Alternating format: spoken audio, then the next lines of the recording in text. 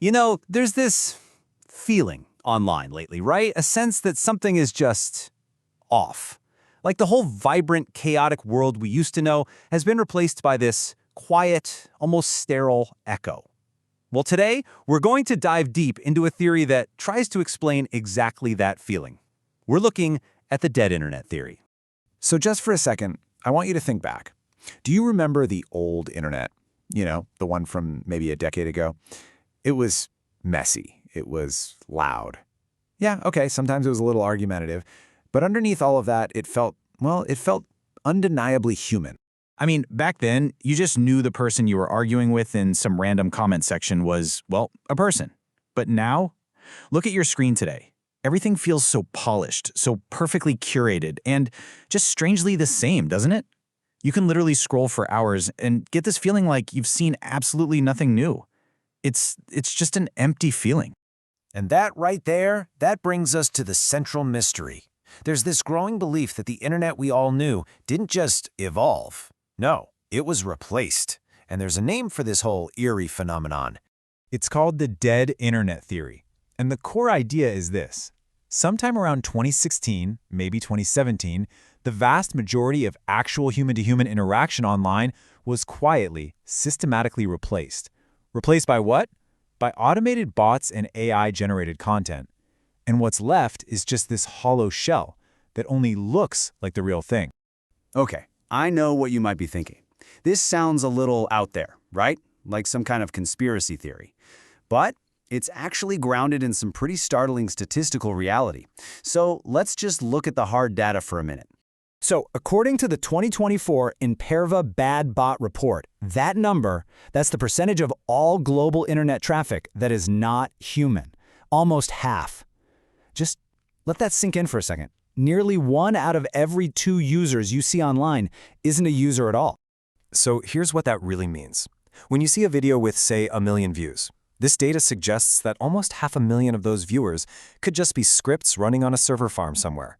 It's like the internet is essentially a ghost town, but all this bot activity makes it look like a bustling city. But why? I mean, why would anyone fill the internet with ghosts? Well, the answer, as it so often is, really comes down to money and control. You see, around 2016, the whole game changed. It wasn't about connection anymore, it was about engagement. Corporations needed to show this constant growth to their investors.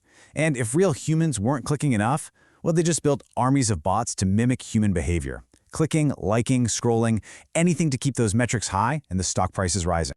And this leads us right into the modern era, where bots aren't just clicking things anymore. They're creating things. And this is the rise of what's been, well, pretty bluntly called AI slop. I'm sure if you've been on social media at all lately, you've seen it. These bizarre, completely nonsensical AI-generated images that just go viral for no good reason. Things like this. Jesus made out of shrimp. It's surreal, it's slightly off, and it's just deeply weird. Or hey, maybe you've seen posts like this one. A cabin crew of these unnaturally perfect, almost plastic-looking women. Now, to a human eye, we spot the glitches instantly, right? The wrong number of fingers, the dead eyes, and yet these posts get hundreds of thousands of likes. So the question has to be, who is liking them? And here's where it gets really interesting. The mechanism behind all this is something called the zombie loop. Here's how it works. First, an AI generates some bizarre image. Then another bot, which is programmed to boost engagement, comments something generic like, "Amen," or "beautiful shot." And then a third bot shares it. It's a completely closed ecosystem. It's just machines talking to other machines. And the few real humans who stumble upon it are just confused bystanders. But this whole thing goes so much deeper than just fake likes. The theory actually predicts a truly terrifying long-term consequence, not just for our digital world, but for reality itself. It's a phenomenon known as model collapse. Now think about this for a second. An AI like ChatGPT, it's trained by scraping the entire internet for data, right? But what happens if half the internet is now AI-generated garbage? Well, the new AIs start training on old AI data. They're literally learning from a flawed synthetic copy of reality. And this quote just illustrates the problem brilliantly. One scientist described it as being like a cow eating a cow. He said, it leads to madness. As the internet keeps filling up with this synthetic content, AI models are just going to degrade. They'll become more repetitive, more hallucinatory, and more detached from what's actually real. And you know what? We're already seeing these lines get blurry with the rise of the virtual influencer. Take Lil Miquela, for example. She has millions of followers, she's got brand deals with Prada, she even releases music. The only catch? She doesn't exist. She's a CGI character. And because these AI influencers don't age, they don't have scandals, they don't get tired, they're the perfect, controllable product. How can real humans possibly compete with that? So, where does all this leave us? You know, the actual humans trying to navigate this bizarre new world. Well, this is where the entire theory comes back to a really personal psychological level. It's leading to something called Solipsism Syndrome.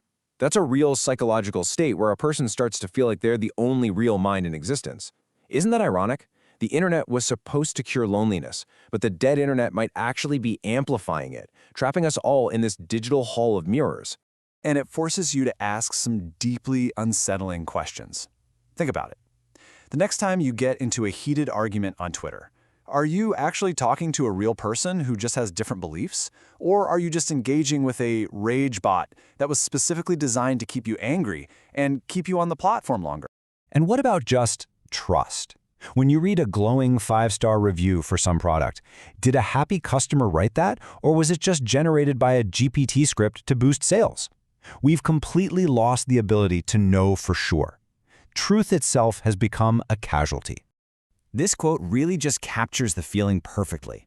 If this theory is true, then we are all living in a kind of Truman Show. The walls around us are digital, the other actors are all bots, and the entire script is being written by an algorithm that's designed for one thing: to capture and sell our attention. So, is there any hope? Can we actually revive the dead internet? Maybe. Perhaps. But it's going to require us to wake up and to actively prove that we are still here. So, I want to end this with a little experiment, a small test. If you are a real, biological human being watching this, leave a comment. But please, don't just write, "Great explainer." Write something only a human would say. Share a memory you have, a strange thought that popped into your head, a feeling. Prove to the algorithm, but more importantly prove to yourself, that you are still here. The internet might feel dead, but we are not yet.